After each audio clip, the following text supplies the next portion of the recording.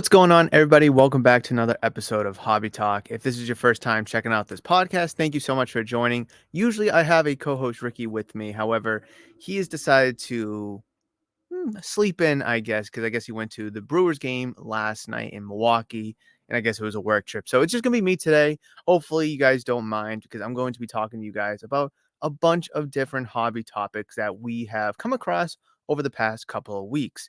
Now, you may see a different backdrop here. I'm still trying things out. I do like this setup. It is a pain in the butt to set up. So if you guys like how this looks, how this sounds, how this feels, please let me know down in the comments below. All feedback will be graciously appreciated. And if you see me looking over to my right, your left, it's because I do have StreamYard up here where I can see myself, audio levels, and all that good stuff. So, excuse me, without further ado, let's just dive right into our first topic.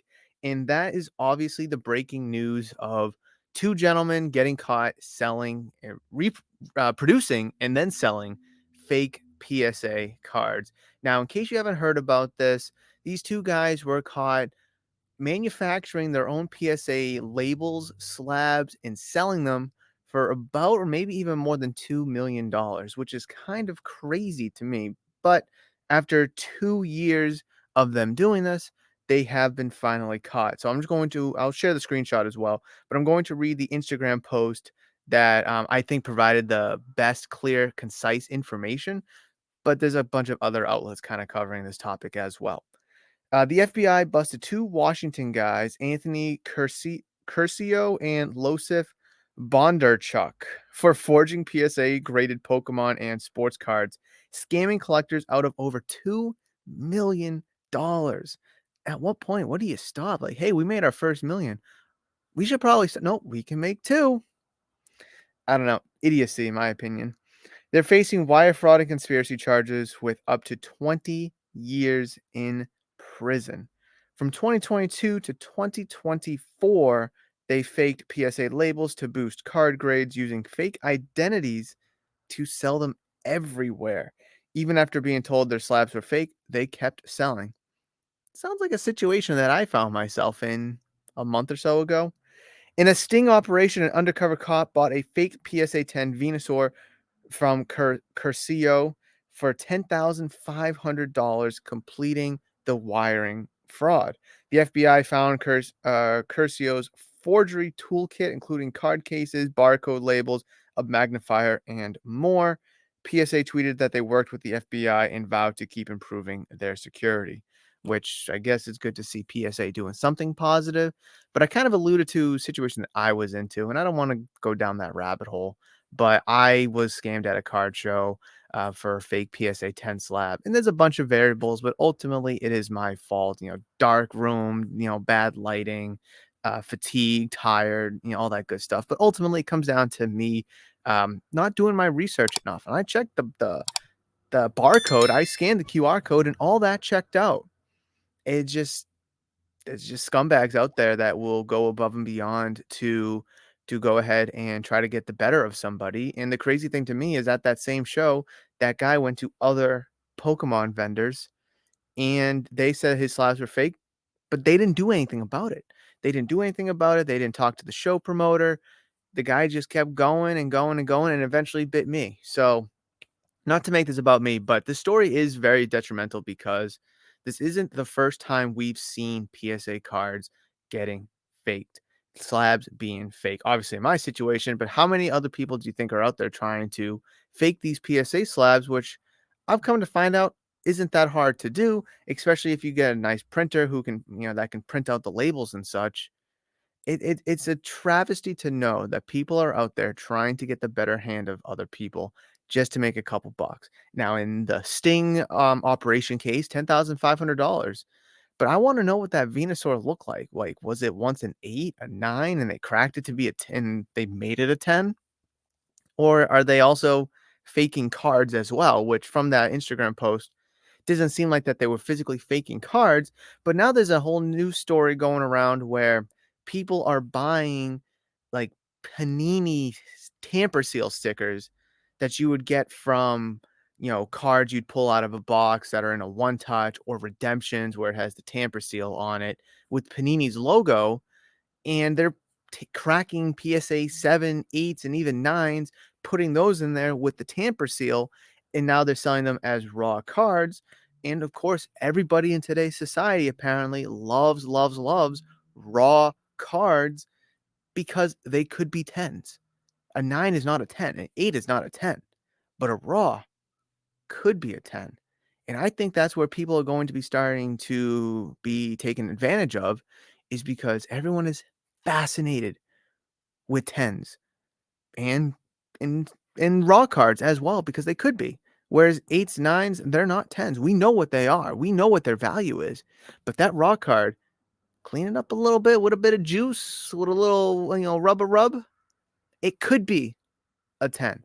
And that's where people are being taken advantage of because, in years past, and a lot of people who may be listening to this may not be familiar with the hobby 5 years ago. A lot of people may not even know that sports cards existed 5 years ago, but they did. And it was always, obviously for newer cards, let's say 2018 is the new card. 2018 card, an 8, a PSA 8, or really any 8 from any grain company, is essentially the same thing. A raw card and an 8, same thing. Maybe an 8.5, same thing. For new cards, 9s is where the value started to go up, and then obviously a 10 is where the value was maximized. And that held true for a while, and then next thing you know, we're here in 2024, and no one cares about a 9. Not a soul. It's as good as raw, and of course, there's some exceptions and such, and I've preached about this all the time, you know, autographed, short printed, thick cards, vintage cards, there's variables, it's not black and white. Nothing in this hobby is seemingly black and white. But if we were a society, sorry, this car is going by, then you might be hearing that, but if we were a hobby that actually cared about the cards being graded for their condition, then I think we would be in a much better position because we would realize that 8 and raw is the same thing. A 9 has a flaw, so does an 8, and more often than not, a raw card is going to have some kind of flaw unless it's graded. It's puzzling to me that I think we're only in this position of being vulnerable as a hobby, as a community, because of our fascination with 10s.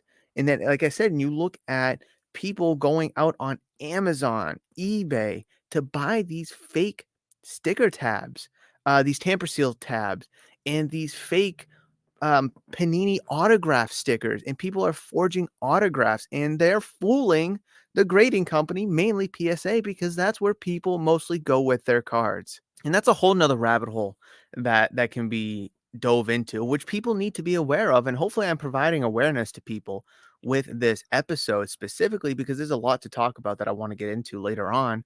And without Ricky, I'm just going to be talking all day long. So hopefully you guys are buckled up. You got some popcorn, maybe a drink or two, and we can just kind of chat. And I'd love to go live one of these days for Hobby Talk with Ricky. Would love to. I think it would be super fun. And again, let me know down in the comment section if that's something you guys would definitely enjoy, is having a live Hobby Talk episode where we can kind of go, Ricky and I can talk back and forth, but we can also feed off of the chat and have you guys involved as well. But I digress. Where people are forging autographs of Mahomes, of Herbert, of these top guys, and PSA is grading them and authenticating them. There was a huge issue with I think it was a Patrick Mahomes autograph, sticker autograph, 2, 3 years ago, where you know how on the back of cards it says, "Oh, Panini America authenticates this autograph, da da da da," or "This is an authentic autograph signed by the athlete," whatever it says, but it's on the back of the card. Well, this was a sticker autograph. It wasn't like an in-person autograph. It was a sticker that did on like a base card that didn't have that disclaimer. This autograph is guaranteed to be authentic by the player on the front, whatever that disclaimer says, wasn't on this card. This was years ago. I thought we were past that, but no, there's still people out there that are buying blank autograph sticker sheets. You can go buy them on Amazon and eBay, and you can practice them and slap them on base cards. And PSA, I mean, as much crap as I give them for their poor grading standards, how do you not recognize, ooh, a Patrick Mahomes auto. Let me just do a little extra in-depth look at it, turn it over, and you don't see that it was guaranteed to be authentic by Panini America. How does that happen? How do you let that happen? If you're supposed to be the gold standard, the crown jewel, the best grading company with the most resale value, and you let that slide by? Now listen, I don't know how these blank sticker sheets are out there. I don't know who makes them or, outside of where you can buy them, who is producing these. Obviously, there's other fingers to point to blame. Again, with the Panini tamper seal sticker that you put at the top of one touches, who's manufacturing those, who's producing those, who's shipping those. There's so many more fingers to point and to blame to outside of PSA, but PSA is involved than just them. It's a travesty that, again, there's so many different rabbit holes and wormholes to go down into when you start talking about forgery and counterfeit and misdeception of these cards that are super valuable, that some can only be pulled once in a lifetime. You can only buy one of these because of the price tag. It's it's something that you would like to think is so frowned upon that wouldn't happen, but there's people out there that will go above and beyond to make sure this or that happens so they can come out on top in terms of financial gains. And some people are just cold-hearted and they don't care that they're screwing you or screwing me, but they're just getting their money. That's all that they care about. So I want to know what you guys think about that. Again, who's more to blame? Is it a PSA issue? Is it a Panini issue? Or maybe it's just a people issue who are actually going out, finding them, buying them, forging them, making the fake slabs, and going above and beyond to make counterfeit slabs, counterfeit autos for that matter. So let me know down below what you guys have to think about that, because now I'm going to pivot to our next topic. And sorry, it's on my phone because my computer's over here, so I don't have it like right in front of me, and that is veteran autos. Now I'm going to pull up a picture right here for you guys, and it's going to be a veteran auto of Jason Tatum. It's a 2022 Select Signature Neon Purple Pulsar, first off the line. I'm not sure what that's number to. I do forget. I just saw this picture posted from a local guy around here, and it's a cool card. He got it back as a 10. That's a really, really nice card. But you want to know what the most bizarre thing is? If I had this card and I was selling this card, you wanna know what people would tell me? It's not a rookie. Does it really matter? Arguably one of the top 5 players in basketball, arguably the best player still left in the playoffs, and you're gonna say it's not a rookie? There was a kid here, cute kid, 7, 8 years old maybe, and he asked if I had any Jason Tatum patches. And I was like, "Sorry, pal, I just got some rookies and some color inserts and such like that of Tatum." He's like, "Do you have any autos?" And I was like, "Well, veteran non-rookie autos are about a couple $100." I don't really know what the market is on veteran autos of Tatum, just because I don't really follow it because it doesn't really move the needle around here. So then the kid proceeded to ask, "Do you have any rookie autos?" And I was like, "Buddy, those that would be worth, give or take more or less than $1,000 depending on what kind of auto you have." Even if I had a rookie Tatum auto, again, now we're starting to get to the expensive price point that is outside of my average customers, willing to pay. So why bother? But my thing is if a Tatum veteran auto, and I'm just gonna use Tatum for example because of the picture here, but we could do this about Luka, we could do this about Ant-Man, we could do this about Burrow and Mahomes. You pick any pick any superstar athlete that you want. If you take a veteran auto, or if you have a veteran auto or could buy a veteran auto for a fraction, say 80%, 75% less than what the rookie auto is selling for, why wouldn't you do that? My main point of this topic of why I brought this up is, what is the hobby's fascination with rookie, and by extension rookie autos? Why? Like, I understand why people love rookies. It's their first professional card. This is before they blew up, before they were a superstar athlete. But when you're dealing with like a Wemby or Joe Burrow, these players who are supposed to be superstar athletes, who are supposed to be Hall of Famers when they're all said and done, kind of defeats the purpose. No one expected Mickey Mantle to be this great Hall of Fame player, multi-time champion, multi-time All-Star with, 500 plus home runs. No one expected him to do that. But obviously he had the skill and potential to be a really good player. Tatum, third overall pick, skill and potential to be a great player. Locally, we want him to be the best ever and win multiple championships. Luka, people expected him to do well. No one, I don't think, expected him to be this great. So kind of a little, I guess maybe doesn't fit the mold here, but like an Ant-Man, we expected him to be good. Victor Wembanyama, just talking about, well, I will be talking about him later. We expect him to do good. We expect him to do great. And I know his rookie cards are the only thing out there, but come next year, no one's going to want a single base or insert of Wembanyama. But what it defeats the purpose that if these guys are so good to get their rookie cards because they're expected to do good. Now, let me try to clear it up because maybe that's a little confusing for you guys. Rookie cards back in the day, 50s, 60s, 70s. Once you get into the 80s, that's where the multiple different brands and companies kind of pop up.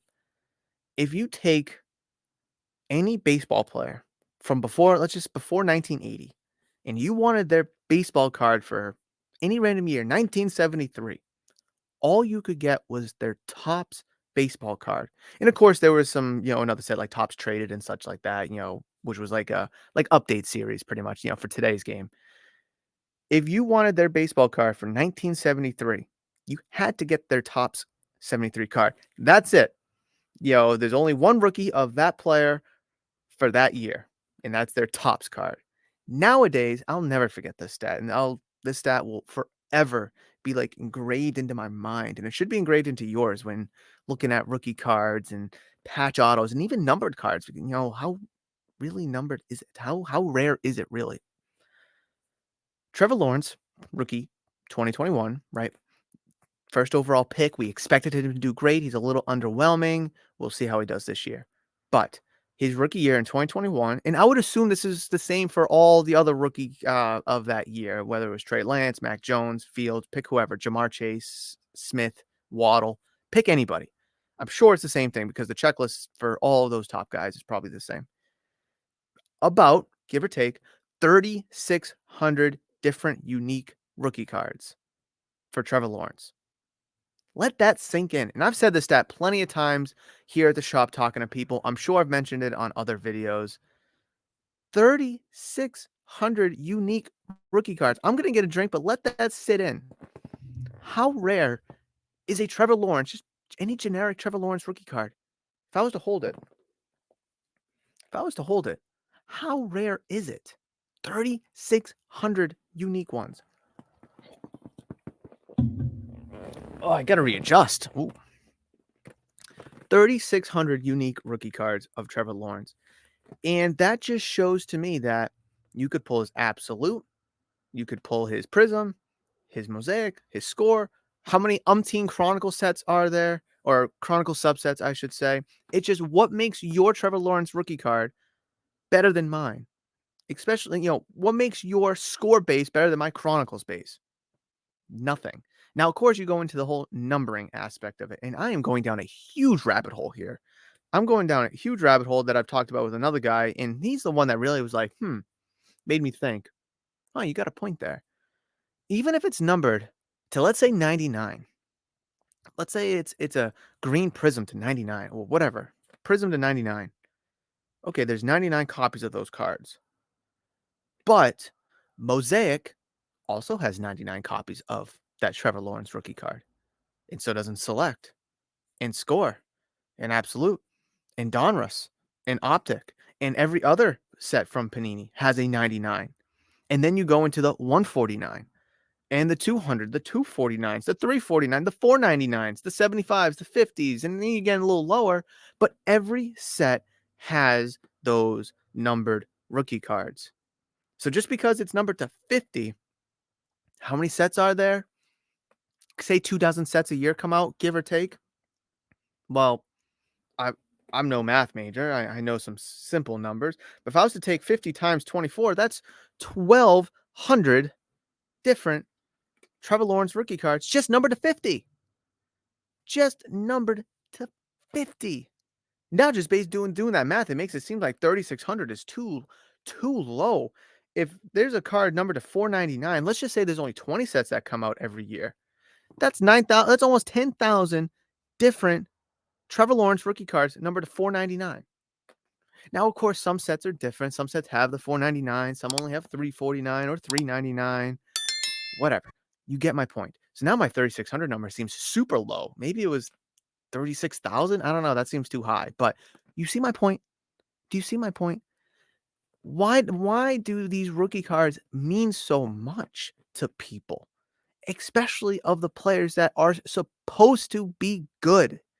There's a guy who came into the shop one time, I guess the old shop actually, and he said he knew a friend, an older gentleman, who watched the guys from the 50s, the 60s, the Aarons, the Mazes, the Mantles, the Koufaxes, and he liked to collect the last year card of those players, of the players that he wanted to collect. The last playing year of those guys. I think Mantle's last year was 68 or 69, I believe. So he would collect the 68, 69 Topps Mantle.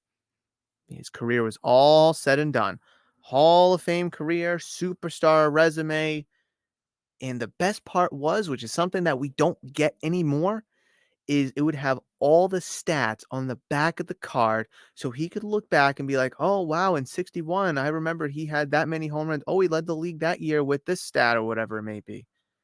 And you could go back and look and reminisce and be like, "Wow, I remember that. Oh, I forgot about that."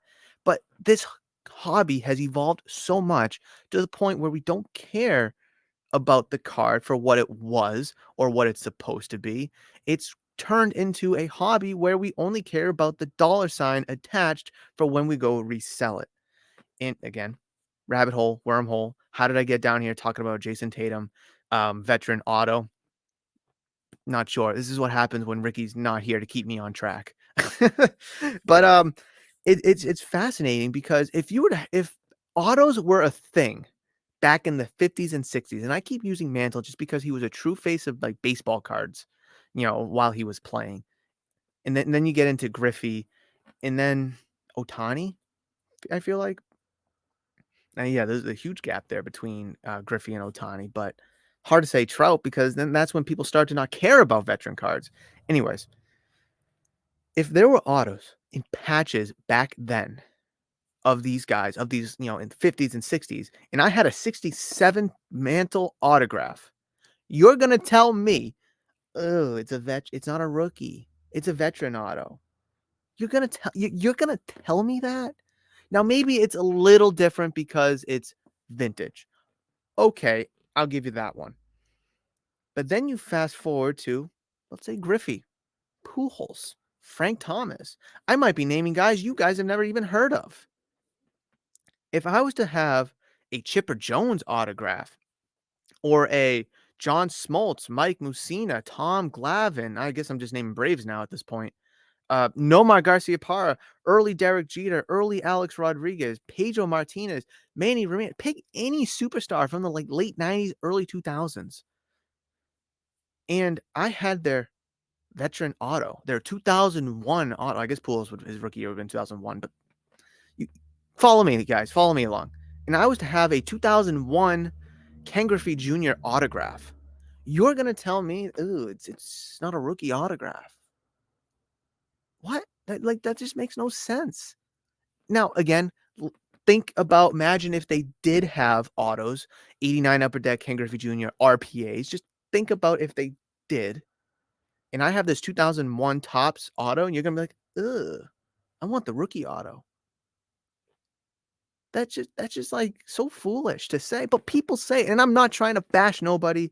I'm not trying to be mean or be a Debbie Downer or anything like that. I'm just trying to speak realistic. Oh, that actually made it worse. I'm trying to look at myself here. Trying to make sure the mic's not too much in the way. I don't think it is. And of course, there was no rookie autos in 89, so maybe 2001 Topps autos are acceptable. But even autos today, 2024 Topps Ken Griffey Jr. autographs, no one really cares about them. No one cares about Aaron Judge auto from 2024 because it's not from his rookie season. It's just, what's the damn difference? Resale value, I get that, but now it's gonna cost you more to buy it. And I think this is where the disconnection of the hobby really comes from, is because collectors, whether they're fans of a team, fans of a player, fans of a set, or whatever the case may be, or maybe just a fan of how a card looks. That is a thing too. People forget. People like the way cards look just because they look cool. But we've gotten so brainwashed to be all about hot rookies, RPAs, numbered cards, CJ Stroud, Wemby, and like that's almost it. And when I go into my basketball conversation, I'll kind of, flood that out a little bit more. But when we have superstars in today's game specifically who are proven, you know, get well Acuna, superstar though. But I've had 2023 autographs of him that people didn't want. Aaron Judge autographs. Obviously, we're now going to be getting second year Ellie De La Cruz autographs. We're going to be getting second year Gunnar Henderson. We're going to be getting third year Witt, third year Julio. But people aren't going to want those cards because they're not rookies. So let me ask the community, people listening, people listening, why, in your opinion, and you can answer this personally, or you can maybe answer this generally. Why does it have to be a rookie card for it to be desirable? Again, whether you want to answer from your perspective, why you like rookie cards, why you want them to be rookie cards, or you can answer generally why you think people want rookie cards, why you think people need to have the rookie cards. And I understand rookie cards, if it's when the year comes out, what was Judge's rookie year? 2017? If it's a 2017 Judge card and you want to, when that's the only thing on the market at the time, or even a second year, I would understand a second year because it's very limited out there and he's not proven yet. Like Judge had a really good 2017, don't get me wrong, but like he wasn't proven yet. He actually should have won MVP that year, and he did prove himself at the end of 2017. April, May, and June, looking like a nice, good prospect. He's playing well. Let's hope he can keep it up. And I'm just using Judge as an example because I think he's a great example. Um, even when he hit 50, what was it? How many home runs did he hit that year? 62 home runs, I think it was, 63, whatever it was that year, that he broke the American League record. Nobody wanted 2022 Aaron Judge cards, but he had a historic season. But nobody wants because they're not rookie cards. And again, if it's like, let's say CJ Stroud, for instance, everyone was buying CJ Stroud cards last year. Oh, and a better example, Bryce Young. I think this would be a great example. He had a poor rookie season.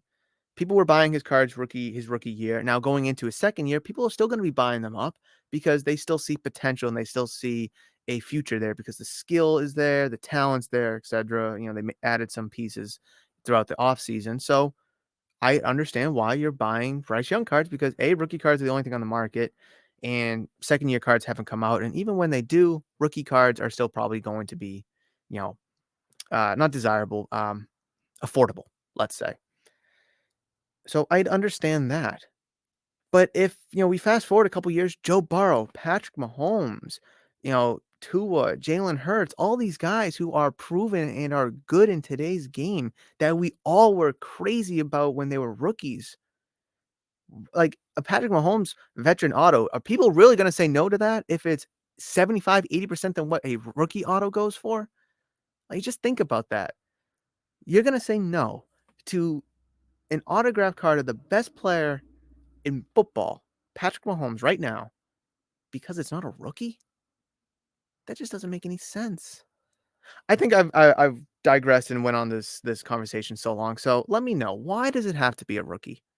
Again, whether it's your personal preference or you want to generally answer it, why does it need to be a rookie card? I have no idea. And I get rookie cards because they sell. They sell, and I want to know why. Especially proven guys. If you're buying them early, like CJ Stroud, he had a great season. And he looks like he's going to be a home run pick. 2 overall. Panthers made the bad mistake by not taking him. Whatever you want to say is an excuse. Went to the playoffs. He has Diggs now. They're going to take the next step. Whatever the reason is. Okay, I can understand why you want to buy CJ Stroud rookie cards. Not only is the only thing on the market is rookie cards, but still early on. But he could flame out. He could go up. 3 years from now, if CJ Stroud is still a hit, are we not going to want 2026 CJ Stroud autographs when Fanatics can finally license football cards? Or is first year Fanatics license cards going to be a thing? Like Topps Chrome basketball, going to be unlicensed, but people are going to be all over it because it has Wemby and LeBron autos in it. But if you throw those guys in Leaf, they're not going to be, they're not, no one's going to want them. So I'm gonna completely and pivot. Hi, Pete. I got my dog Pete over there. So I went and he looked at me. You good boy? So I want to pull up I'm going to pull up another card here. And I like using pictures to kind of portray and illustrate what I'm talking about. Is Victor Wembanyama, what is it? Neon green disco. I believe I took a picture of this one. This is 2 of 5. Super low number. Hard to get better than this. Obviously you can get the 1 of 5, but hear me out. Wembanyama is so, I don't want to say overpriced or overvalued or overrated, because that's not the direction I'm trying to take this conversation, but that's how it may be coming across. Is Wemby's value is extremely high, whether it's warranted or not. The high value of it. Let's just say it is warranted because he's a generational talent, and he played very well this year. He's living up to the hype, the potential that we all said that he was going to be, the crazy superstar that he was going to be. He's living up to it. We've seen first overall picks just not pan out, whether that's Kyler Murray, Baker Mayfield, who are having good careers, but they're not living up to that first overall pick hype and potential and where they should be. If you're going to ask me, and I've had this conversation before, is Kyler Murray a bust? No, he's not a bust, but I look at him as he's more of a bust than a hit because he was the first overall pick. If Kyler Murray was the 25th pick in the first round, home run pick. You have a great starting quarterback who's mobile, who can make some really exciting plays. Obviously, he's had a couple health concerns, but if he's the 25th overall pick, good pick. If he's the first overall pick, you expect more out of him. Same with Baker Mayfield. Obviously, this past year in Tampa Bay was exceptional, but with Cleveland, whatever. Yeah, you can call those reasons however you want. Trevor Lawrence. I think that first year with Urban Meyer, we can kind of throw that away. Second year makes the playoffs. Third year misses it. What is he going to do this fourth year? What is he going to do this upcoming season? Because his stats aren't that great. Gardner Minshew's stats are better. Mac Jones's stats are comparable. He's now backup. And if you ask me, if Trevor Lawrence was a second round pick, I think he's fine, serviceable. But being the first overall pick, you're like, ugh. That's not a home run talent. That's not a Joe Burrow or a Victor Wembanyama kind of a player. And even Joe Burrow, who's been a home run pick and he's proven it, even his value is not living up to the hype of Wembanyama. So let me circle it back to Wemby here. Let me ask you guys, what's the height, the ceiling of this guy's cards? And I'm gonna get a sip, and I want you guys to answer that for me, whether it's in the comments or to yourself.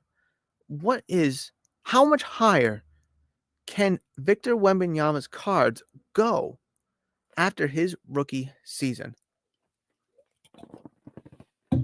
Now, obviously, after coming off his rookie season, he's still on a bad Spurs team. I don't think he finished second in the defensive player of the year. I'm not exactly sure, but he made first team all rookie, first team all defense, I think too. I forget the exact accolades and where he was for awards, but the point is, and I talked about this with Ricky last episode, is he is panning out. He is performing well. He is delivering on the hype that we gave him as a hobby, as a community, whether it's cards or just as sports fans. We bestowed all of this hype and all of this excitement around the kid, and he's panning out. And if you look at his cards, numbered cards, base inserts, PSA 10s, whatever it is, they're going for crazy money, going for stupid money. Did I screenshot a picture of a card? Like here's another picture right here, and I'll share it right now.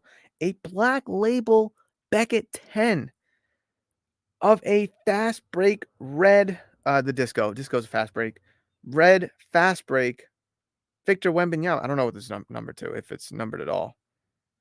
What, like, I think the guy posted like, what's this card worth? What is that card worth? Really? I mean, obviously you could base it off of comps, I guess, but with the black label, good luck finding one, or good luck trying to bump up the value compared to, like, say, a PSA 10 or just a regular Beckett 10. I'm just gonna use a dumb number here. Let's say it's worth 50,000. I have no idea what that card would really be worth. But let's just say it's 50,000. But it seems like it's that's a good guess for the card, the grade, and the player, right? If it's worth 50,000, how many people are buying it with the anticipation, oh, this card's going to go up. Oh, this card will go up. Obviously, it's going to take, he's going to have to win an MVP, a championship.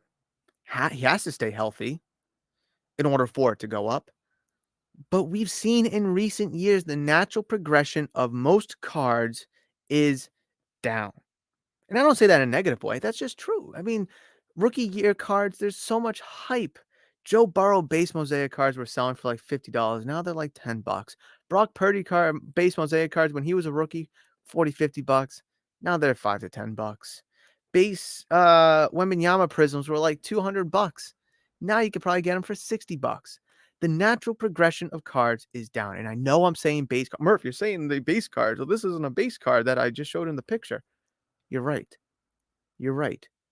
Whether it's numbered, I don't know what the red is numbered to, if it's numbered at all. But, like, let's go back to that green out of 5. Like, yeah, that's a really nice card. Don't get me wrong. But how many other products of Wembenyama have cards of him numbered to 5? Mosaic, Select, Optic, Donruss, Score, Chronicles, Photogenic, Flawless, National Treasures, Immaculate. Like, the list goes on and on and on. So I understand that Prism is generally the hobby's favorite affordable product, let's say. It's not it's not immaculate, it's not NT or flawless. I understand that. So, like, there's no autos you can pull. So all you can pull is numbered cards.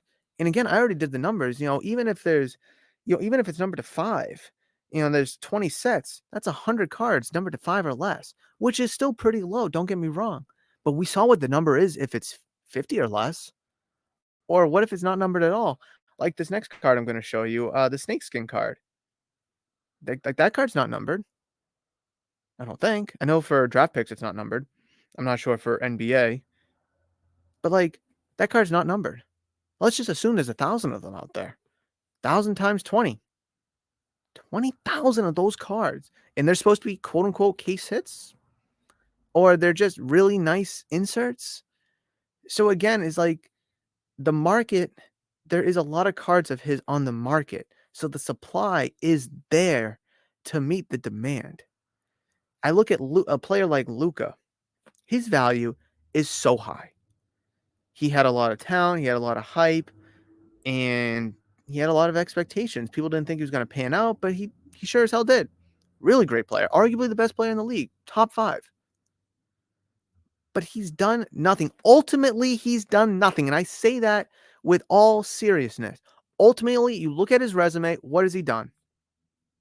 No MVP, no All-Star MVP, no, he's been to the Western Conference Finals twice now, and no championship. Now, obviously, that could change this year. Hopefully not. And I look at a guy like Tatum, who ultimately has done nothing himself. He's won the All-Star MVP. He's going to the finals for the second time. And he has a chance to win his first finals. But he's been to the Eastern Conference Finals 6 times. He's been to, or was it 5 times? Something like that. He's been to the finals twice now.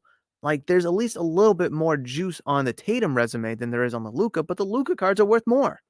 For what reason? So if Luka, let's say he does win a championship this year, and Luka's cards, like his base prism, I think PSA, like 9 or 10, I forget which one's like $300. I want to say a 10 might be like $400. Let's just say it's $400. What is the ceiling, or how high is the ceiling going to be lifted if a guy like Luka wins? Seriously. Rookie cards are already unaffordable for some people, specifically the base cards. So those are probably just going to go up even higher because he wins. Tatum, for instance, a little bit more juice on the resume, but his cards are at least affordable. So for when he wins, natural progression of cards when a player wins is to go up, except in baseball, because I'll preach all day that no one cares about baseball. Corey Seager is the best example. He's a 2-time World Series champion. And you want to know how many people care? 0. Only people care about Jackson Hall. Oh, wait. Where'd that go? I told you guys to be patient with him. You guys didn't listen. So, circling back to my main point is, what is the ceiling for Wembenyama cards? How high can they really go? Because I see Wemby and I see the potential projection of a career like Luka, especially with him being on the Spurs. Good team, hopefully good team. Hopefully they can make changes, add pieces around him. But even if unless Wemby wins a title, how can that card go up? And what is the ceiling? Because it's so high already, guys. The ceiling on these cards are so high already. Base Prism still selling for $50, $60, $70. Why? Why? Nothing separates them from this one or that one. I just don't get it. And listen, if I'm speaking absolute nonsense, let me know down in the comments below. I would love to know. Enlighten me. Give me information. Shed some light. Give me feedback. Say I'm making sense. Say I'm not. Because in my opinion, it's going to take a lot for Luka's value. I'm sorry. It's going to take a lot for Wemby's value to go up on a card whose value is already so high.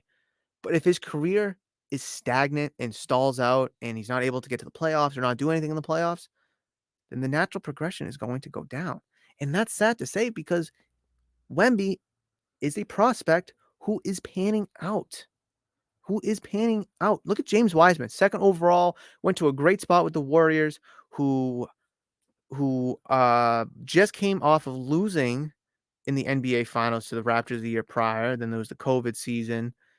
Then they drafted him, and then I think it was the year after they played the Celtics, and I don't think he was on that team when they won, but he was primed to be in a great position. The next Draymond Green, the next big man for the Golden State Warriors as they try to win their next title. That didn't really pan out for them. Didn't really work.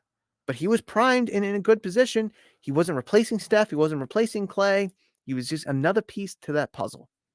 And it didn't work out. And he had all the hype, all the talent, and all the potential in the world. Didn't work out. So having top tier prospects and athletes not pan out is nothing new. And especially in this hobby where unless you do something significant, something important, something monumental, the natural progression of your cards is going to be down.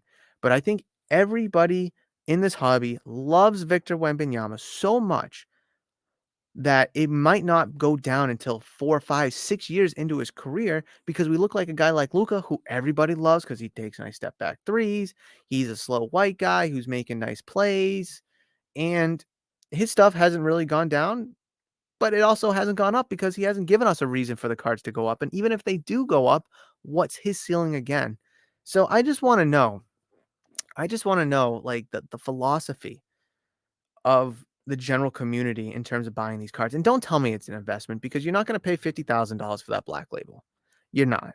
Unless you have stupid money laying around, you're not going to buy that $50,000 one. Right? I'm just throwing numbers out there, guys, as an investment. You're just not. So it's confusing. And when the vet and Topps Chrome cards, I don't know if they're 20. I think they're 24, 25. I mean, I know they're coming out August, September. So they're probably going to be, oh, I don't know. I don't know if they're going to be 23, 24, 20. I should have probably looked it up.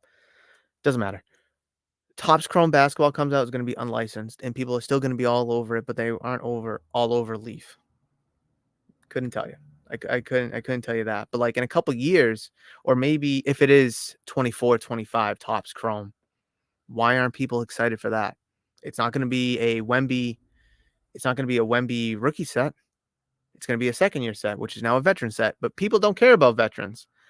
I think ultimately, instead of me just spewing all this stuff at you guys, I think it ultimately comes down to me not accepting, which I've accepted before, me not accepting the fact that this hobby has people that are inconsistent with their beliefs, their takes, their opinions. And listen, the inconsistency factor, there's nothing you can do about that. I just ask people to be consistent.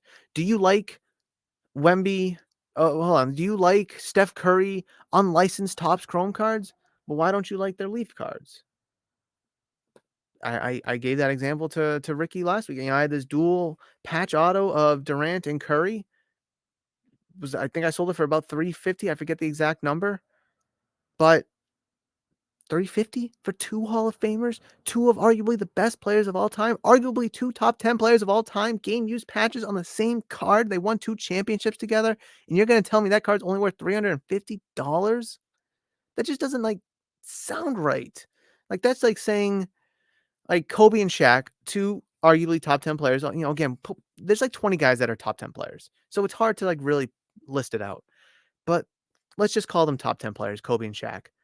And I know Kobe's passed away, so maybe it's a little of a different example. But if you put a dual patch auto of Kobe and Shaq, you're gonna tell me that's only $350? And I'm trying to think of teammates here. Like um like LeBron, and I know Dwayne Wade's not a top 10 player, but if a LeBron and D Wade patch auto, dual patch auto is only gonna be $350, I don't know, guys. I just don't know. How about this? How about a Magic and Kareem, two arguably top 10 players all time. Probably people would say they're top 5, but just work with me here. That they're gonna be just it's dual patch auto, game used patch auto, gonna be $350 out of 8. I believe is out of 8, 7 or 8. It's only $350. Come on, guys. Come on. That card should be worth more. And we all know that. If you put that kind of a card on a Topps Chrome, we all know it's going to be $1,000 card, or like a $700-$800 card. Whether it's the Curry Durant, whether it's the Shaq and Kobe, whether it's the Magic and Kareem, it's going to be way more. Why though? What? Tell me why. So I know, because I want to know. And this is where the inconsistency of people, and I guess this is my next take before I wrap things up, is the inconsistency aspect of this hobby is all over the place. It really, really is. Whether it's veteran versus rookie, whether it's licensed or unlicensed, it's like if I had CJ Stroud auto, Tops Now, which is unlicensed, and I showed it to you, let's say $300. I have no idea, $400, whatever. You're gonna be like, ooh, it's unlicensed. Ooh, I don't want that. It's unlicensed. Really? Because CJ Stroud's not gonna have any licensed rookie autos. Zero. None. And you can be like, ooh, that's unlicensed. But in 2026, when Fanatics comes out with licensed products, and there's now finally licensed CJ Stroud and Bryce Young and Will Levis autos, are you going to be like, ooh, that's not a rookie? So it's just I'm not trying to make fun of people. I'm not. I'm using the tone of voice to kind of portray my point and kind of deliver a little bit of a depth to it, because this is what people tell me. This is what people say to me. It's not a rookie. It's not a rookie. It's not licensed. Ugh. It's just if you want to stick to one thing, fine. If you just want to stick to rookie cards, that's fine. Fine, fine, fine, fine, fine. That's fine with me. If you just want to stick to a certain player, that's great. If you want to stick to a certain grading company, that's great. And I understand things can change all the time. Oh, I don't like this guy anymore. I don't like that company anymore. Oh, I don't like the look of this card anymore. I get all of that. I go through it too. My PC cards interchange all the time. I take cards out to sell, and I put new cards in that I got. It happens all the time. But the thing to me is people can't I feel like it sounds like I'm being a dickhead, but I'm not trying to be. People can't decide what they want, whether it's for their collection, but it's mostly for people who are trying to resell. And I think good resellers, which I have no problem with resellers. Some good friends of mine are resellers, but they also collect. And I think that's the key, is to also have a collection. People look at me like, "Oh, Murph, you're a reseller yourself. I mean, you buy cars to sell them." I have a shop. I think that's significantly different than just posting them on eBay or just setting up at shows. But the friends of mine that post on eBay and set up at shows also have a collection. So it's like you're doing both. You're making money and you're feeding your collection. Nothing wrong with that. I've never said there's nothing wrong with that. You can go back to 3 years or 3 plus years of me being on record here on YouTube, and I have never not once said that if you're a reseller and you have a collection, you're doing something bad and I don't like you. I've never said that. If you're a reseller and you have a collection, that's great. That's awesome. That's totally fine. Like, I mean, some people just like to buy for their collection, and that's fine. Some people like to buy and buy and buy and then sell off some pieces, sell off to fund more of their collection. That's great. I where am I going with this? I'm just Ricky, I need you to help me stay in line here. Um, going back to the inconsistency of people is, see, this is what happens when Ricky's not here. I just get sidetracked. I really do. And next thing I know, I'm talking for 50 something minutes and I've had a great time. Actually, I got to wrap it up soon because it's almost time to open. So, when it comes to the inconsistency, and I understand things change, but like to hear people say it's not a rookie, it's unlicensed. It's like now we're in 2024. It started in 2023, but we're in 2024, and we're gonna see it in 2025 and early 2026. Is there are players right now that you can't have licensed rookie autographs. You can't. So the only thing you can get is unlicensed. But before we all knew that Wemby and Stroud were Fanatics athletes, all we could get of guys in similar situations or in years past was, oh, it has to be a rookie auto. Oh, it has to be licensed. But like the fact that you can't get their autos in licensed cards now means that licensed cards, where am I going with this? Hold on, stand by. That truck driving by just messed me up. So if I'm telling you that you can't get a Wemby or a CJ Stroud Panini autograph, and you have to wait for Tops Now or when Fanatics comes out, then you're gonna. But in the interim, you can get unlicensed stuff. You're not gonna want the unlicensed cards, even though they're rookie cards. Like again, people need to choose. And with Topps Chrome Basketball coming out, people are choosing for the unlicensed stuff. They are. Where were you people with Leaf? Like, there's how many CJ Stroud autos are there out there for Leaf, or Onyx, or any of these other unlicensed products? A bunch, and they're actually good-looking cards, and they look clean, and they're oftentimes low-numbered. Like specifically Leaf, low-numbered autos. You don't want that because it's unlicensed, but you'll take the Tops Now unlicensed auto. Again, that's the inconsistency, the disconnect right there that I'm having trouble understanding with people. And it may just be a me thing, not being able to understand the full picture. But then, okay, fast forward a couple years, we'll get licensed autos and we'll buy licensed autos again. But now they're not rookies though. So now people who are in the rookie auto or has to be rookie boat needs to buy the unlicensed stuff. But they don't want to buy the unlicensed stuff because it's unlicensed.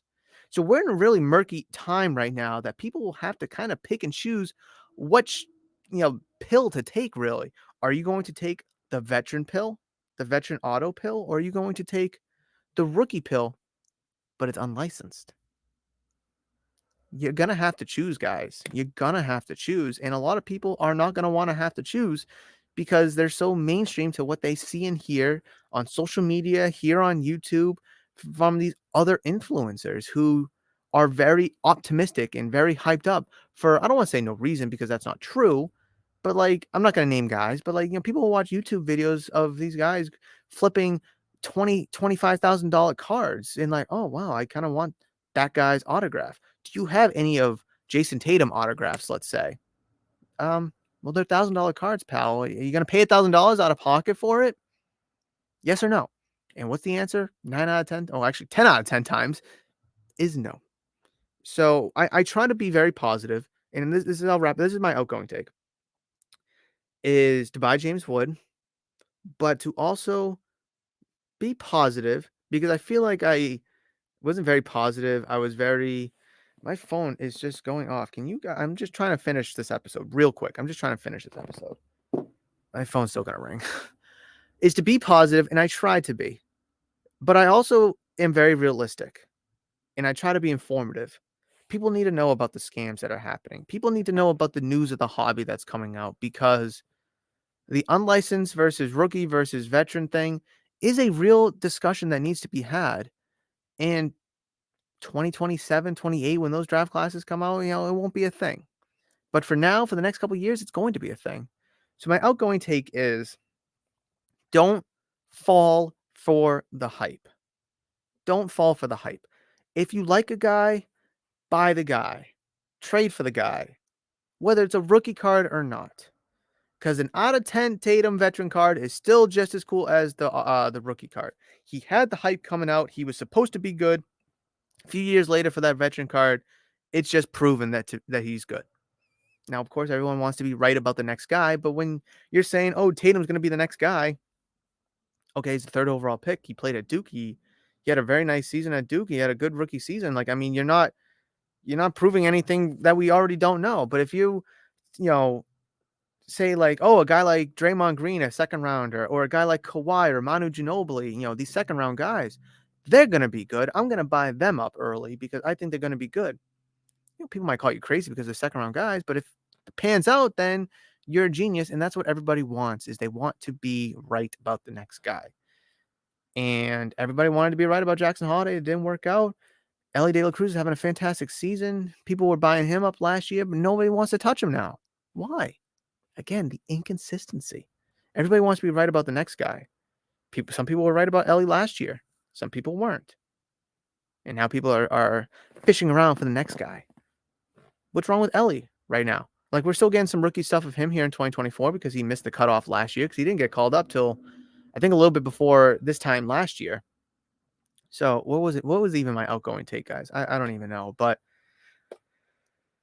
a long episode of me just ranting and preaching and giving information, but it's valuable.